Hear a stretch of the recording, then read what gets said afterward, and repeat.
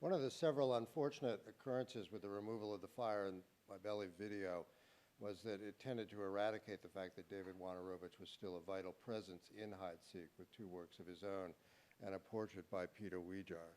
So I'm very pleased that we're concluding the program today with Jennifer Doyle's discussion of the relationship between Wojnarowicz, the Untitled, Wojnar Dead, which I think makes a fitting close.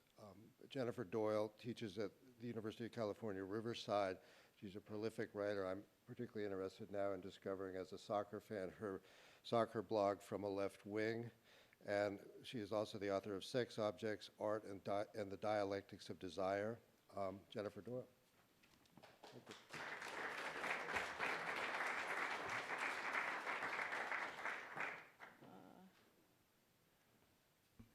So I'm going to go about the 35 minutes, and that's because I'm going to try to show, or not try, I'm going to show an excerpt from Ipso FOMO, and that's going to take about 4 to 5 minutes. And that's going to be about 2/3 of the way through the talk. And I just want to let you know that there is a slight skip. It's a digital file, and there's a slight skip, and it's just so you know, and don't panic that it will move forward. So I also have a change in title, partly because I had the strange accident of Britney Spears releasing a track that was the same name as the title I had planned for my book. The book is actually, it's really serious. The title was actually offered to me by the performance artist Franco B, Hold It Against Me, as a way to kind of play with the relationship between aggression and desire in the book. And also that many of the artists I write about are sources of resentment institutionally. And I thought it was a brilliant title. And maybe by the time the academic publishing process resolves itself, we will all have forgotten about, which is actually a pretty decent pop song. So, and also the punchline of like a Groucho Marx joke, and I just learned the title of a country song. So I'm not sure if that's the appropriate constellation for what's a very serious book, as it happens. So, yeah. I'm just going to jump right in, but with another caveat, which is that I'm in the middle of finishing this book, and I'm actually in the middle of writing this section of the book. So what you're hearing is a work of progress, and it's going to skip and jump around a little bit, and that's partly because it's in progress, and then I've also just sort of pulled quite long sections out, and just with whole hog, and there are no transitions in there. So I think I'm going to try to convey those connections in my delivery. So the book, which will at least be known in its subtitle as Difficulty and Emotion in Contemporary Art, describes the process of learning how to talk about work like Untitled, Wojnar Dead, work that is difficult and unsettling, work that provokes strong feelings in us and that challenges the critic. Some of the artists that I discuss in the book have appeared in headlines as scandalous examples of what artists get away with. And I'm going to pause here to say that my first book, Sex Objects, Art and the Dialectics of Desire, ends with a chapter of the performance artist Vaginal Davis's performances as Vanessa Beecroft. And in many ways, writing that book was about bringing myself to a place where I could write about Vaginal Davis's work. And writing this book has been for me about finding a way to write about Ron Athey's performances and this particular work by David Wojnarowicz. I've wanted to write about this stuff for at least 10, 12 years, and so this book is my commitment to finding the language to talk about these works.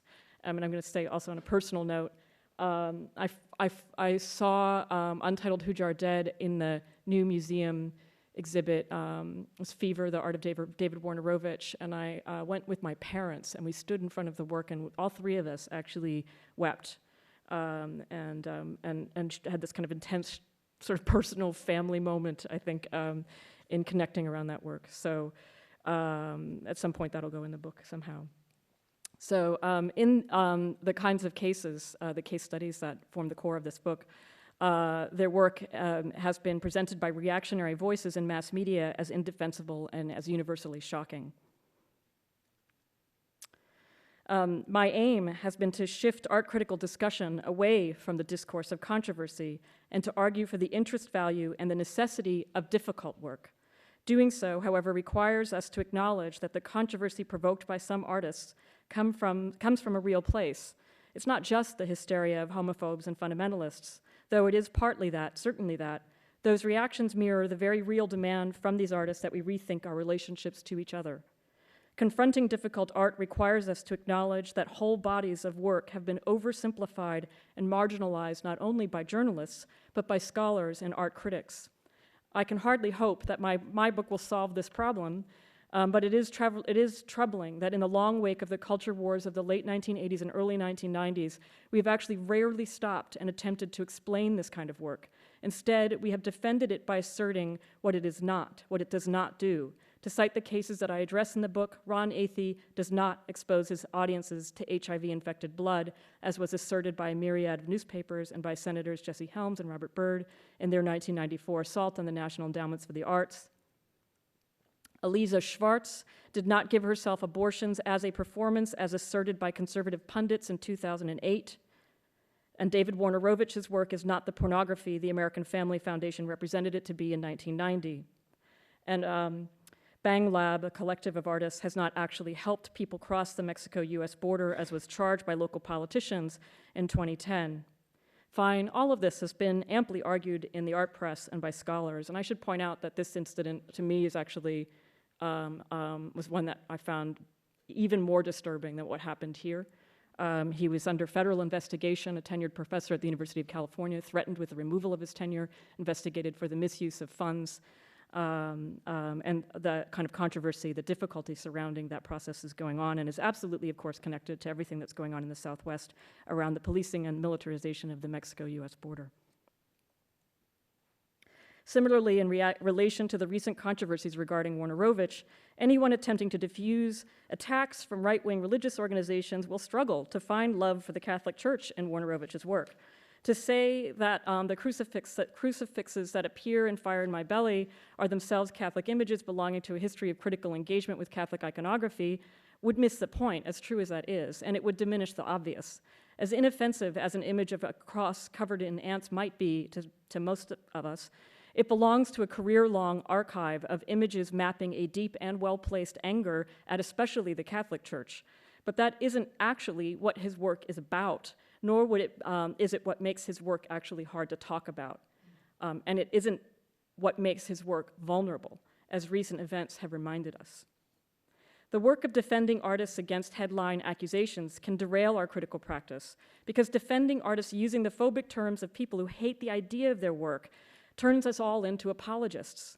The challenge of each of these works actually is related to the anxieties that are spoken by their critics, anxieties about gay sex and homosexuality, about female sexuality and reproductive rights, about national identity and national borders, and perhaps, in Wojnarowicz's case, what it means to lose faith. Ron Athey's work was about the politics and poetics of the AIDS crisis and living with HIV. It's about intimacy and power. Schwartz's project depends upon and exploits the deep stigmatization of abortion, even within liberal discourse. Those of you who are familiar with this controversy will know that there was almost no one who stood up for this project, and that includes the administration at Yale University, where she was a student. Robert Storr handed her to the media on a silver platter by stigmatizing her as basically a hysteric. Bang Lab wants to transform the border from a zone of hostility into a zone of hospitality and has written a beautiful manifesto on this. Wojnarowicz's work is explicitly concerned with desire, love, and intimacy, but it is also animated by a sense of crisis and the poetics of survival, by a challenge to the notion of blindly practiced faith, be that faith placed in the dollar, the family, or the church. This work also makes space for love, interest, a shared sense of outrage and commitment. Before we can argue successfully for the necessity of work that pushes most people past their comfort zones, we need to start talking about and advocating for what that work actually does. We need to tune in to how artists do that and absorb their methods, and we gain nothing by minimizing the reality that they make difficult work. Institutions struggle to find solid ground on which they might argue for the necessity of work that is not only about hard feelings, but produces them. More and more, wrote Wendy Steiner in 1995, quote, "People do not wish art, criticism, and education to present reality as problematic," end quote. That has only been affirmed by legislation in Arizona, for example, basically criminalizing academic work that makes people uncomfortable. She suggested that the left has not helped itself by presenting art criticism as a deadening of feeling. Quote, "An education in contemporary art seems like an arduous training in alienation. Aesthetic maturity is the ability to take contemporary art on the chin, end quote. Lucy Lippard spots a similar complaint in David Wojnarowicz's writing. Feeling the contrast between the literalness of his own work and the opacity of the work of his contemporaries, Wojnarowicz observes, quote, there's so much art out there that doesn't read. The information is so oblique that you can't get it unless there's a library next to it. Creating an elite in the art world in terms of how one gets the joke or can understand the information is no better than what happens in the larger social structure. You see group shows where there are bits of things that touch you, but they are really just a few steps away from a blank, end quote. Lippard responds, quote, too true. In 1990, I was wandering through a group show called Quiet Trauma at the Milford Gallery in New York, wondering why the traumas were virtually invisible, why so few artists can say what they think, why the fear that it is uncool to show feelings on the surface to explain one's work in the titles or captions seems so universally internalized, end quote.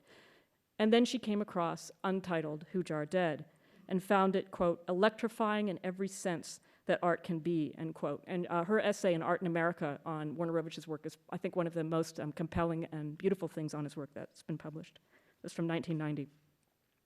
In the US, those of us who actively seek out the literal and the electrifying have had little place in the official culture of contemporary art. It is as if our desires as audience members are completely alien. Much of this, of course, is due to the NEA wars of the 1990s. The political marks against federal support of overtly political art has been echoed by those voices in art criticism that dismiss overtly political art as naive literalist forms of propaganda disengaged from aesthetics and art history. This is the affectively deadened landscape to which Lucy Lippard and David Wojnarowicz gesture. The protocols of criticism couple one form of difficulty in which a work's meaning is not readily available to the viewer with a regulation of affect in which opacity, the difficulty of meaning, is packaged as cool, distanced, and anti-emotional.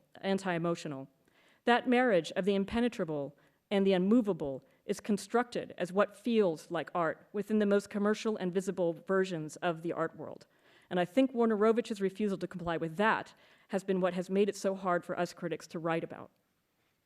Now, I'm going to pause here to say that within the book, one of the kind of important political aims of the book has been to situate Wojnarowicz's work in relationship to other affectively intense work that often gets misread as naive and sincere, and work that's often coming from recognizable identity positions.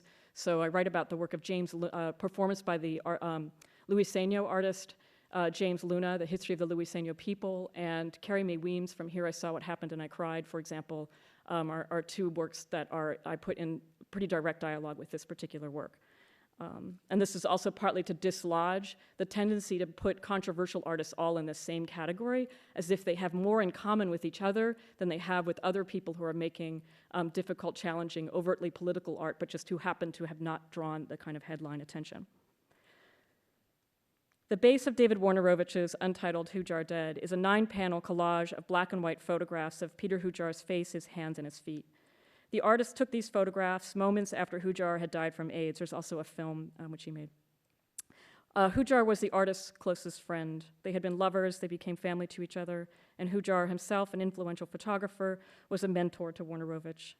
Wojnarowicz cared for Hujar throughout his illness and documents some of the most harrowing moments of their last months together in his memoir, Close to the Knives. The misery of watching Hujar's decline and rage at the indifference of the rich and the powerful to the suffering of a generation is boiled down into this intensely personal work. The overall image is chaotic, framed by money-coated sperm, dollar bills, and chopped-up graphics of supermarket posters, sort of in style. The Hujar's body is buried under another layer of information. A furious rant, a cri de guerre, is stamped across the work's surface. Standing in front of Untitled Hujar Dead, it takes time to read that text. The writing intervenes directly into the structure of spectatorship. The artist deploys text in order to force the spectator to become a reader, and that experience of reading is awkward. It's a rant with almost no punctuation. And it's also, this text appears in numerous places across his work. So it appears directly after the passage in Living Close to the Knives, in which Hujar dies, and he describes taking these photographs, and then this passage follows. And it was, I believe, televised, and then it's also used in Ipso FOMO.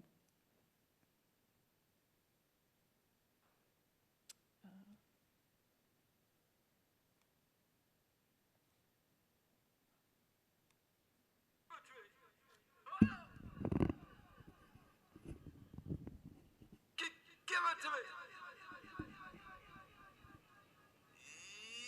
If I had $1 to spend for health care, give it to me.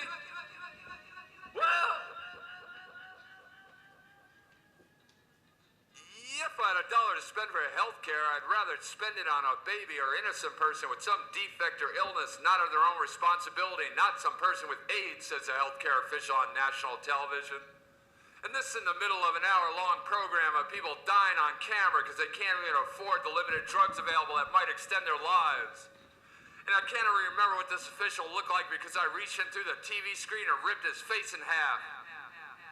And I was diagnosed with AIDS recently, and this after the last few years of losing count of the friends and neighbors who've been dying slow, vicious, and unnecessary deaths because fags and dykes and junkies are expendable in this country.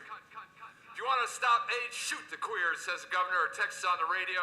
And his press secretary later claims that the governor was only joking and didn't know the microphone was turned on. And besides, I didn't think it hurt his chances for re-elections anyways. And I wake up every morning, and I wake up every morning, and I wake up every morning in this killing machine called America, and I'm carrying this rage like a blood-filled egg. And there's a thin line between the inside and the outside, a thin line between thought and action, and that line is simply made up of blood and muscle and bone. And I'm waking up more and more from daydreams of tipping Amazonian blow darts in infected blood and spitting them at the exposed necklines of certain politicians or government healthcare officials or those thinly disguised walking swastikas that wear religious garments over their murderous intentions, or those rabid strangers parading against AIDS clinics in the nightly news suburbs. There's a thin line, a very thin line between the inside and the outside, and I've been looking all my life at the signs surround us, in the media or on people's lips. The religious types outside St. Patrick's Cathedral shouting to the men and women in a gay parade, "You won't be here next year, you'll get AIDS and die, ha ha." And the areas of the USA where it's possible to murder a man and when brought to trial, one only has to say that the victim was a queer and that he tried to touch you, and the courts will set you free. And the difficulties that a bunch of Republican senators have in Albany with supporting an anti-violence bill that includes sexual orientation as a category of crime victims. There's a thin line, a very thin line. As each T cell disappears from my body, it's replaced by 10 pounds of pressure, 10 pounds of rage. And I focus that rage into nonviolent resistance, but the focus is starting to slip. The focus is starting to slip. My hands are beginning to move independent of self-restraint, and the egg is starting to crack. America, America, America seems to understand and accept murder as a self-defense against those who would murder other people. And it's been murder on a daily basis for 8, 9, 10, count of 10 long years. And we're expected to pay tax to support this public and social murder. And we're expected to quietly and politely make house in this windstorm of murder. But I say there's certain politicians that better increase their security forces. And there's religious leaders and healthcare officials that are better get bigger fucking dogs and higher fences and more complex security alarms to their homes. And queer bashers better start doing their work from inside howitzer tanks, because the thin line between the inside and the outside is beginning to erode. And at the moment, I'm a 37-foot tall, 1,172-pound man inside this 6-foot body. And all I can feel is the pressure. All I can feel is the pressure and the need for release.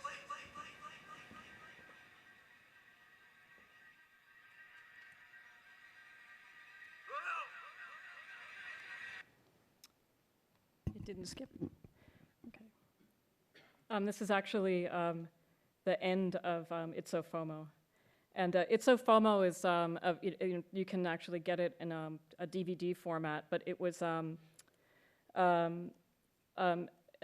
live performance, a live projection in almost a Jack Smithian sort of sense, where Ben Neal and Wojnarowicz would collaborate on projection and live and scoring, and he would read his writings, and apparently he'd have a stopwatch and improvise as to what he was going to read. So,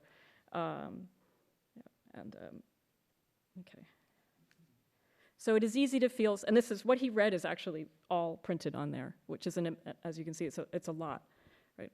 It is easy to feel suffocated by the work's intense visual density and affective volume.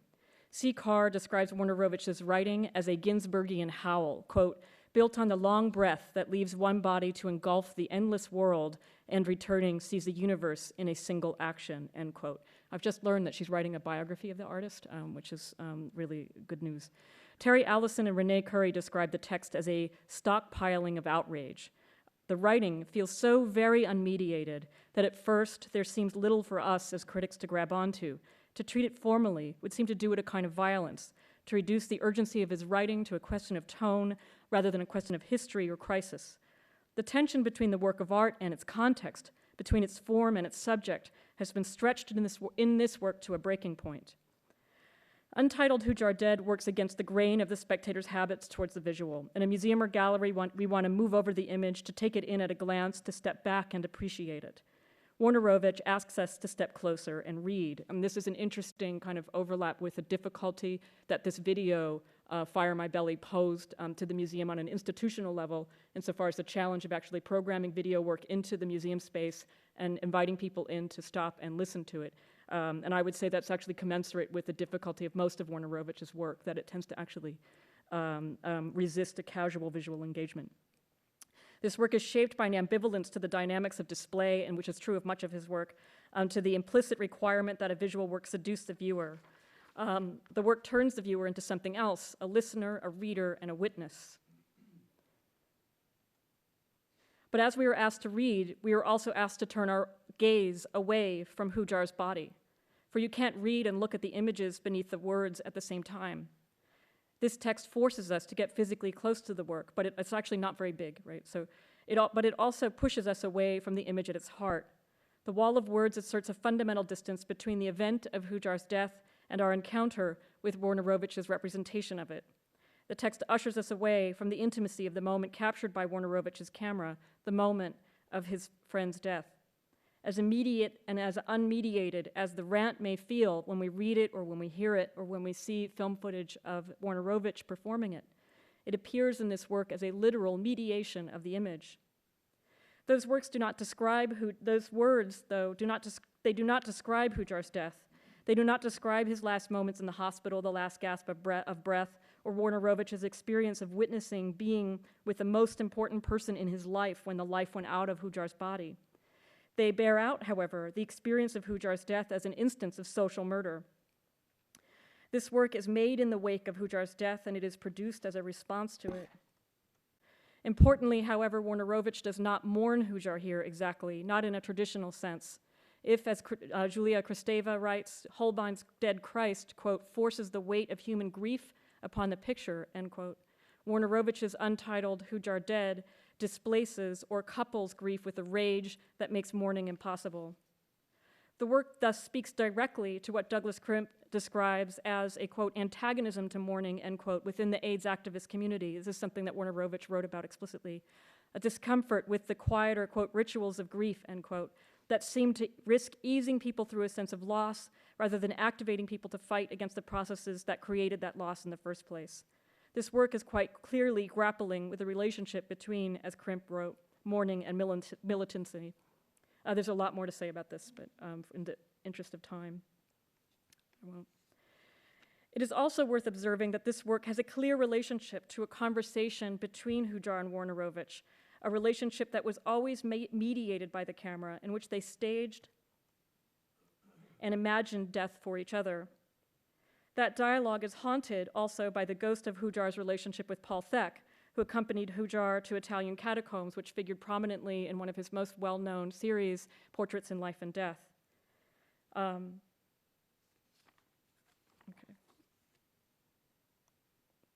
As I've been writing my book's conclusion, I've been trying to figure out what all this means, how thinking about one's death in relationship to a practice of living might transform at least my understanding of this work of Wojnarowicz. This work, has taken 5 years before Hujar died.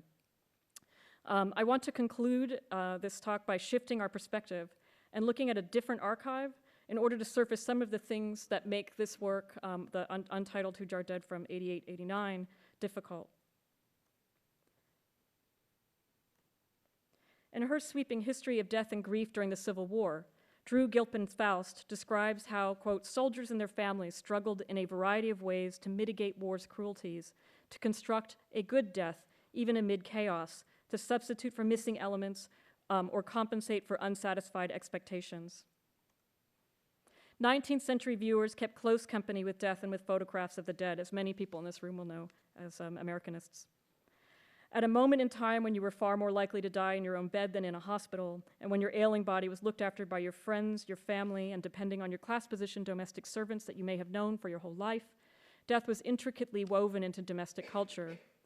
Death and loss were the home's familiars. Families photographed dead children, spouses, parents, and kept their images close, above the hearth near the bed in lockets together with lockets of hair and other metonyms for the body now gone.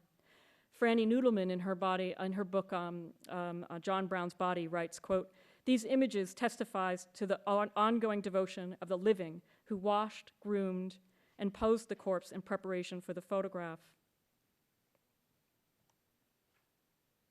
Noodleman sees conflicting narratives about death, loss, and mourning enacted in the different approaches that Civil War photographers took to the bodies of the war dead. In her work, she tracks how Civil War photographs traded on their contemporary audiences' feelings and expectations. Bodies were manipulated into positions that would both amplify and specify the trauma of war. Bodies laid out across a field heightened the sense of war's incomprehensibility. Other images staged death in more intimate terms as corpses were posed in the conventional posture. Oh, sorry. I missed there he is, okay. In the conventional positions of postmortem photographs made at home to appear as though they were sleeping, alive, right? The outrage of the war photographs, the thing that moved many viewers to assert that these images were more than one could look at, was the lonely anonymity of the bodies on the battlefield. And this is something that Noodleman spends some time with insofar as when you teach 19th century photography, one of the first things that you have to get over is the discomfort that students have at looking at the post-mortem photographs that are produced within domestic and sentimental contexts, and which people kept on their hearths next to their beds in lockets and treasured as a metonymic extension of the loved one's body, right, and as a record of the care that they gave to their family member in death. We've become sort of, that mode of using photography has, of course, become very alien to us. The difficulty of these images for 19th century viewers was not in the representation of death per se, but in the representation of a death torn from sentimental spaces that gave death, and by extension, life, meaning. Noodleman writes, quote, "These images and the commentary surrounding them used the corpse to demonstrate how war destroyed ways of managing, honoring, and understanding the dead, practices that to a certain extent shape the very contours of reality." She continues, "Out of the reach of intimates, the corpse could not provide a medium for expressing the sadness and desire of grieving individuals. Instead, it fell into the hands of professional journalists who, documenting its woeful isolation, intimated a future in which portraits of dead strangers, wrenching and complete, would tell us all that we need to know about the circumstances of distant suffering," end quote. Franny Noodleman thus sees Civil War photography as documenting a profound tradition in American visual culture, the emergence of the anonymous corpse around which contemporary mass representations of distant suffering will later revolve. Under the pressure of these circumstances, Noodleman argues war photography becomes a powerful medium not for making the dead real, for bringing the war home, but for materializing in both its composition and its form the distance between the home and the battlefield. Some of these photographs function as talismanic substitutes for the bodies of the dead, the sentimental, right? And others substitute for death itself, that would be these. They displace, represent, and reenact death, removing death from one's life as a subject of overt representation and ritual. Scholarship on 19th century grief culture contextualizes our responses to images of the body to representations of death. Gilpin Faust describes how important a good death was, as the manner and context of a person's death, in essence, quote, epitomized his or her spiritual condition. The dying were not losing their eternal selves, but rather defining them for eternity, end quote. When Wojnarowicz sets Hujar's death for us, he represents it as a social murder, as an act of war. It is a deeply political portrait which records the movement of Hujar's body away from him, the artist, and away from us, the spectator. A. Bronson's post-mortem portrait of his partner is much closer to the 19th century sentimental practices. By giving us this picture of Felix's wasted body, by giving a loving and familiar context for Felix's wasted body, he freezes the moment of his death for eternity. In the text that accompanies this work, the artist writes, quote, "Dear Felix, by the act of exhibiting this image, I declare that we are no longer one mind, one body. I return you to general ideas, world of mass media, there to function without me," end quote. And he does. This work is a very moving portrait of letting go. As wasted as Felix is, the death pictured by A. Bronson is a good death if we pay attention. In the sense that that term was used in the 19th century, it signals that the dying person was aware, that he was cared for, that he was at home, surrounded by the things he loved and by the people who loved him.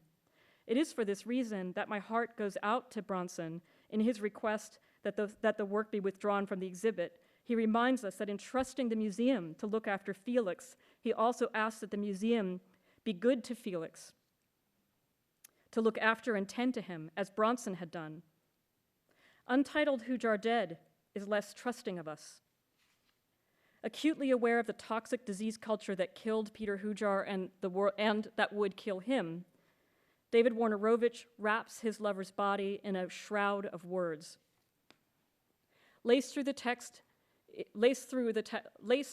this work is this text that veils Hujar's body.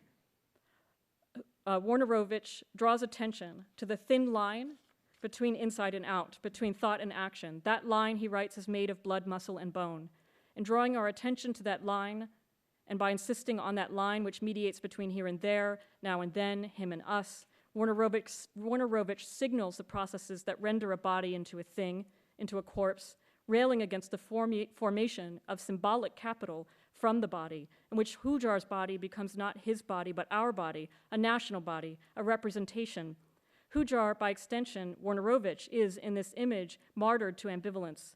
Because in rendering him into a symbol, Wojnarowicz creates another grounds for loss, the loss of the person, as he is absorbed into a different sphere of abstraction as an idea.